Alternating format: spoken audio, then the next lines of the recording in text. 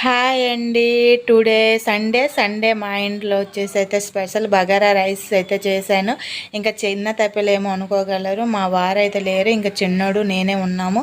అది కూడా మాకు ఎక్కువ అయిపోతుంది. ఇంకా నెక్స్ట్ దీంతో కాంబినేషన్గా సండే స్పెషల్ ఇంకా నాన్ వెజ్ ఉండాలి కదా, ఇంకా చికెన్ కర్రీ అయితే చేశాను, గ్రేవీ కర్రీ లాగా. అలానే ఒక 2 ఎగ్స్ అయితే ఉడకబెట్టుకున్నాను నా కోసము, ఎందుకంటే నేను కొంచెం డైట్లో ఉన్నాను. అయితే సండే ఇలాగా ఇన్ని ఐటమ్స్ చూసిన తర్వాత ఎవరైనా డైట్ ఫాలో అవుతారా? నాకైతే కామెంట్ చేయండి. నేనైతే డైట్ ఫాలో అవ్వలేదు అనిపిస్తుంది ఈరోజు, ఎందుకంటే నాకు కొద్దిగా రైస్ క్వాలిటీ ఎక్కువ అయిపోయింది అనిపిస్తుంది. ఎప్పుడు నేను కప్పు రైస్ తీసుకొని అంటే 2 కప్స్ కర్రీ తీసుకుంటాను, కానీ ఈరోజు అయితే కొద్దిగా రైస్ క్వాలిటీ ఎక్కువ అయిపోయింది అనిపిస్తుంది.